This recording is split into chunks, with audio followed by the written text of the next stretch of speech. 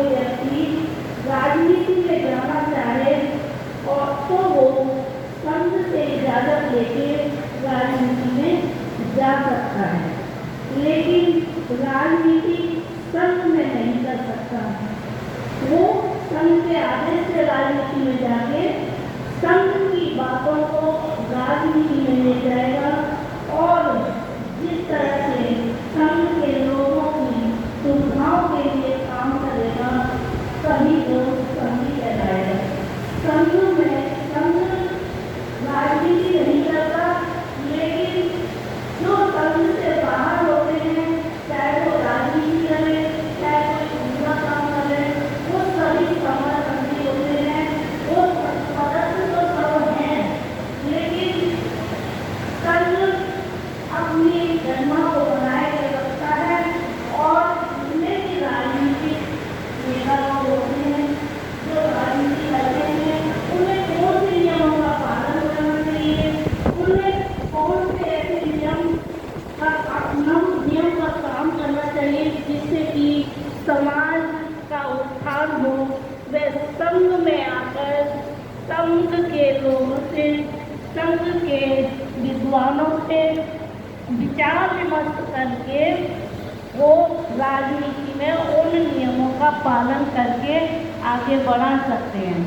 जैसा कि आप देख रहे हैं, आज जो हमारा संघ था, जो बुद्ध के समय पे संघ था, जो पहले से ही संघ था, जो सम्राट अशोक के समय भी संघ था और सम्राट अशोक के समय भी राजा महाराजा रहे, सब रहे, लेकिन आज जब हम भूल गए कि हम पहले संघी थे, तो हम देख रहे हैं कि हमारा ही संघ दूसरे लोगों ने चुरा लिया और आज वो इतने मजबूत हैं कि उनके संघ का ही व्यक्ति राजनीति में जाता है और संघ जो कहता है वही राजनीति में वो नियमों का पालन करते हैं। लेकिन संघ समाधान तो कर सकता है अगर संघ के पास आएंगे तो, पर संघ कभी राजनीति नहीं करता। इसलिए हमारा भी ये विचार सबसे कहने का है कि सभी लोग संघ में रहें, एक होकर संघ को मजबूत करें और जो भी आपको आज की तारीख में नहीं मिल रहा है वो संघ मजबूत होने से अपने आप रास्ते बनते जाएंगे। आपके जितने भी अधिकार जो नहीं मिल रहे हैं वो भी मिलेंगे, पर संघ मजबूत होगा। जैसे एक जिले में अगर सभी लोग संघी हो जाएं, सभी एक हो जाएं और जब संघ के लोगों पर कोई परेशानी आए, किसी को मार दिया जाए, किसी की हत्या हो जाए, जब सारे लोग इकट्ठा होकर अगर जाएंगे और अपनी बात करेंगे तो उससे एक्शन जरूर होगा। आज हमारे तमाम लोग मारे जा रहे हैं, लेकिन कोई भी राजनीतिक पार्टी उसके लिए नहीं बोलती। ऐसी पार्टी हो या बीजेपी की पार्टी हो, कोई भी हो, उनके अपने नियम हैं और संविधान में जो भी नियम हमारे खत्म किए जाते हैं उसके लिए ना तो विधानसभा में कोई राजनीतिक पार्टी बोलती है, ना ही संसद में कोई राजनीतिक पार्टी बोलती है। इसलिए हमारे सारे जितने भी संविधान में जो हमारे अधिकार हैं वो धीरे धीरे खत्म हो गए। यहाँ आने वाले सभी से निवेदन है कृपया समय का ध्यान रखें। बीच में बेल बजती रहती है, इसका मतलब है बेल बजते ही अपना कंसेप्ट समाप्त करें, बड़ी मेहरबानी होगी। धन्यवाद। बहुत बहुत नारा लगाएंगे। जय भीम, जय भीम, जय जय जय जय जय भीम, जय जय जय जय जय भीम। अब लगा है कि ये संघ का कार्यक्रम जो है अब नए जोश पर आने वाला है और ये बाबा साहब अम्बेडकर की संकल्प भूमि है। मैं सर्वप्रथम बड़ोदरा की संकल्प भूमि को मैं नमन करता हूँ, क्योंकि बाबा साहब का जो जीवन यहाँ से नए मोड़ पर आया था, क्योंकि व्यक्ति जब जीवन में कोई संकल्प लेता है और ऐसा संकल्प कि जो ये कह दिया गया हो कि मैं अगर इसे पूरा नहीं कर पाऊंगा तो स्वयं को गोली मार दूंगा, तो ये बहुत बड़ा संकल्प था। मुझे जो अवध नियम दिया गया है, नियम नंबर 2, संघ घातक की वापसी संघ कभी नहीं की।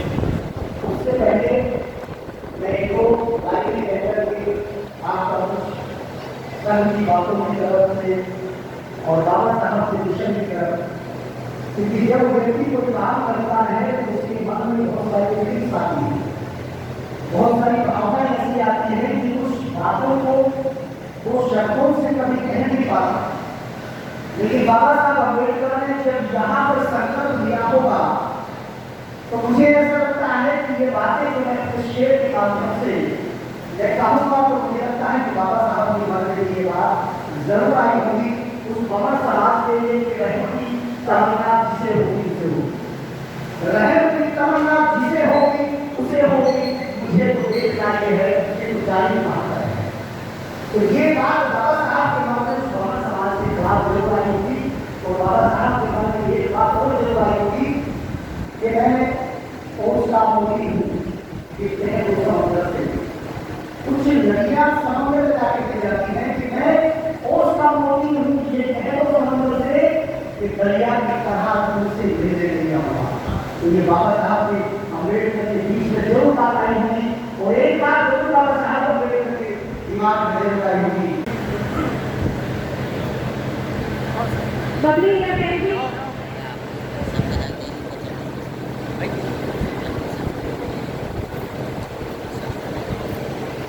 महिलाएं जो बाहर से आई हैं सभी आ जाएं। बच्चे जो आगे आने वाली भावी पीढ़ी है उनको इस संघ की संस्कृति को, समय संघ को आगे ले जाना है। तो एक प्रतीकात्मक रूप है ये बच्चे जो इस संस्कृति और इस धरोहर को आगे ले जाएंगे। आप सभी का यहाँ अभिनंदन करते हैं। आए थे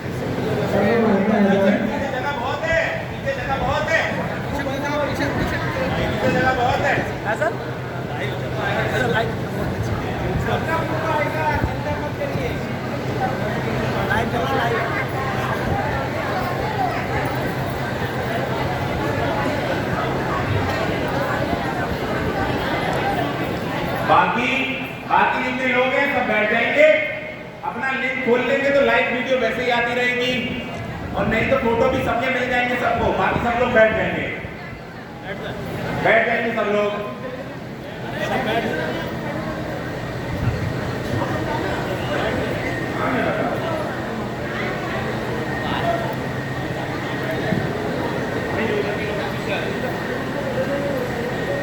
जो संघ का ग्रंथ है उसका जो महत्व है, उसके महत्व को हम सबको समझना चाहिए।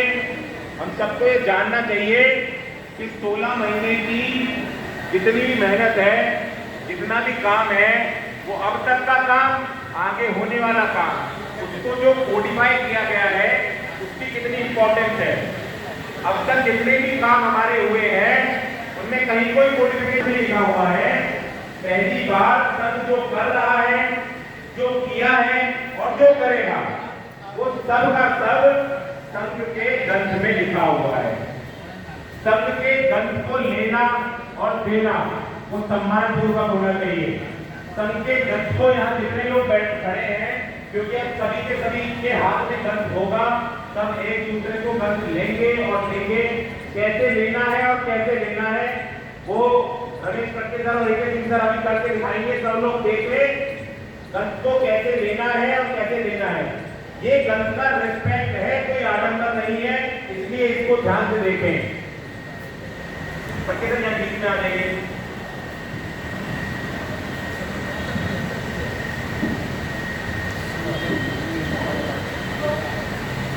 संघ के ग्रंथ को सम्मान पूर्वक लेना है और लेना है। संघ के ग्रंथ का कोई भी राइटर नहीं है। जब आप इस ग्रंथ को पढ़ेंगे तो पता चलेगा इसमें एक सिंगल आदमी का नाम नहीं है, एक सिंगल व्यक्ति का नाम इस ग्रंथ में आपको नहीं मिलेगा। ना इसमें आपको मिलेगा कि किसने लिखा है, किसने छापा है, किसने इसको बनाया है, कोई नहीं है। क्योंकि संघ का जो रचयिता है वो कोई नहीं होता। इसको कोडिफाई करने का जो काम है वो समर संघ के लोगों ने किया है, लेकिन इसका जो नियम है, जो संघ की चीजें हैं वो सब नेचुरल है। अब हम सारे के सारे लोग एक साथ एक दूसरे को, जितने भी यहाँ पे लोग हैं वो सब के सब संघ का जो ग्रंथ है उसको लेंगे और उसको एक एक करके जैसे इन्होंने इनको पास किया आगे पास करते जाएंगे। आप करना शुरू कीजिए सुरेश कुमार सर, वो पास करते जाएंगे।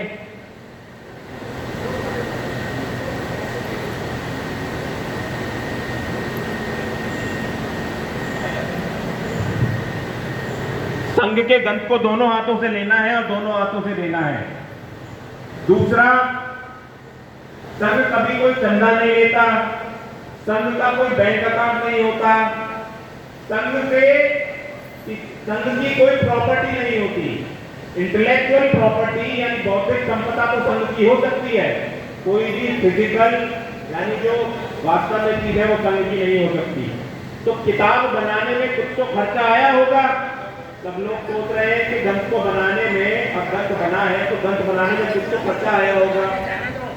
ग्रंथ की जो कीमत है, ग्रंथ की कीमत बन के तैयार होने में 13 रुपए 60 पैसे पड़ी है, यानी 13 रुपए 60 पैसे ग्रंथ की कीमत है। कीमत इसलिए रखी गई है, जो खर्चा हुआ है, क्योंकि संघ के नियम है अपना खर्चा सब खुद देते हैं, सबको अपना सब खर्चा खुद देना है। ग्रंथ को अगर आप ले जाते हैं अपने साथ, जो कि सब संघियों को ले जाना है, तो एक ग्रंथ की कीमत 13 रुपए 60 पैसे है। गुजरात से लोग वहां के बाहर बैठेंगे, वो ग्रंथ की कीमत 13 रुपए 60 पैसे और अदा करके जाएगा। एक साथ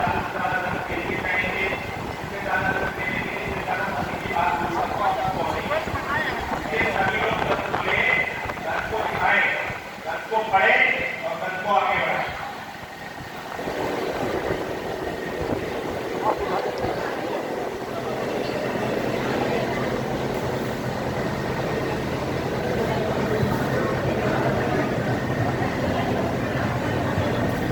ये जो ग्रंथ जो है, ग्रंथ पानी शब्द है और उसका पानी का अपना जो संस्कृत भाषा में आया है और सारी भारतीय भाषा में उसको प्रस्तुत किया है। तो ये पाली शब्द है ग्रंथ।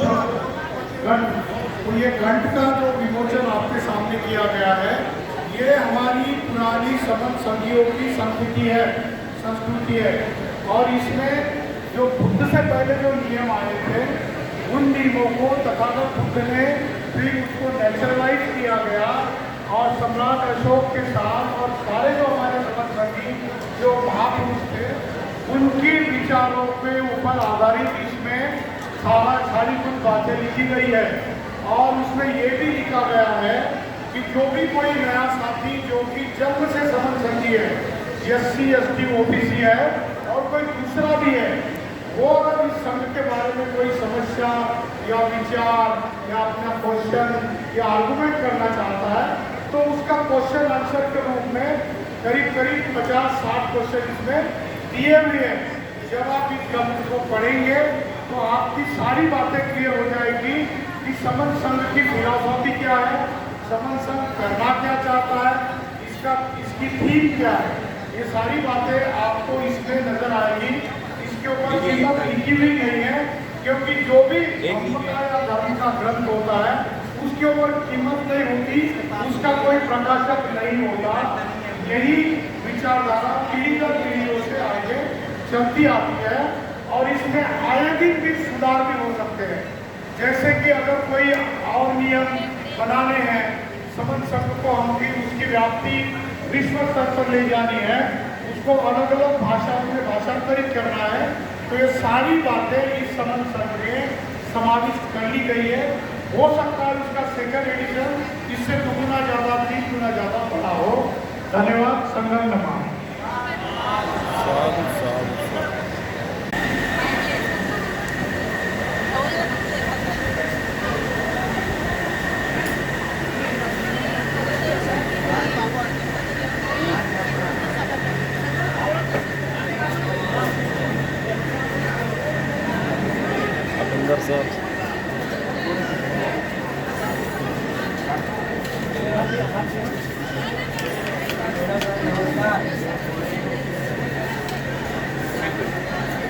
ये सर कोई लंगर नहीं है, ये संघ का भोजन चल रहा है सर।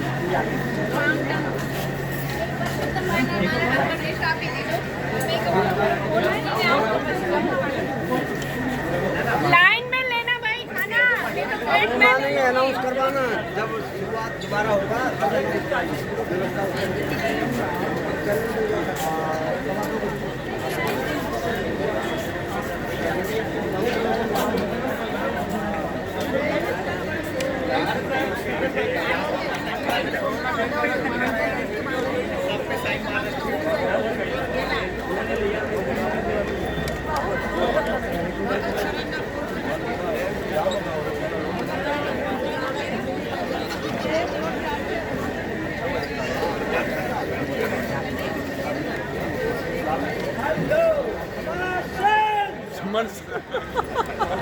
सर कोई जगह तो छोड़ दो, अभी लोग खाना खा रहे हैं और बोलेंगे तो फिर खाना एक दूसरे के मुंह पे जाएगा।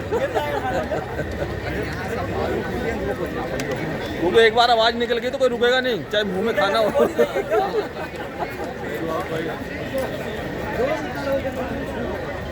ये बाहर जाए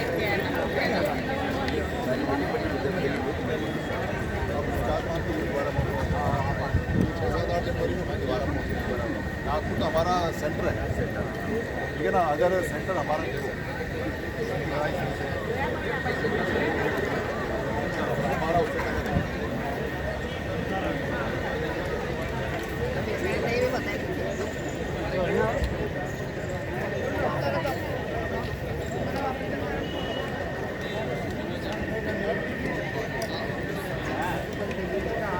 और भी साहब हो गया।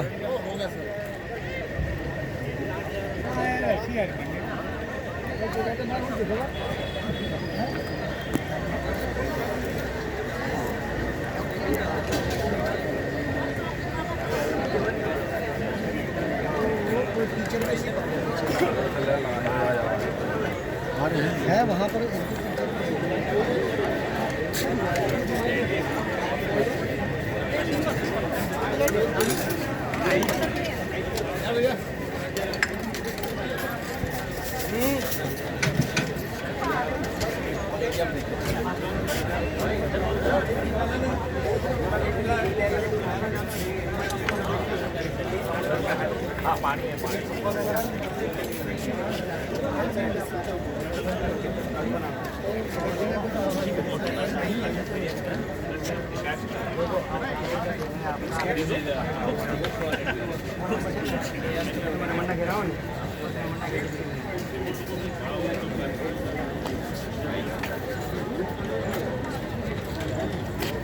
यहाँ बोल सकते हो आप, यहाँ भी खाली नहीं है।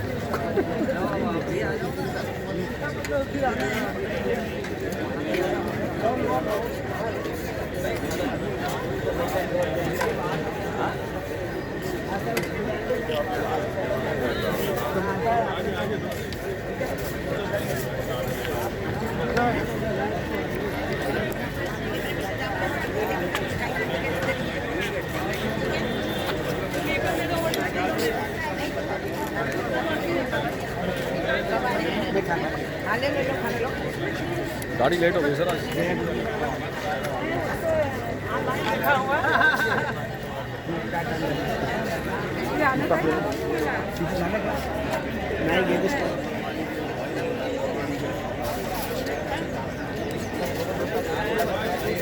सर आप लोग दिल्ली से आए हो, आपको कैसा महसूस हो रहा है?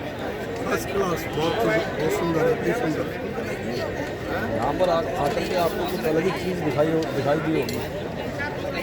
हाँ बिल्कुल, यहाँ बहुत अनुशासन बहुत अच्छा है, क्या नाम है, बहुत सुंदर सुसंस्कृत प्रोग्राम किया हुआ है।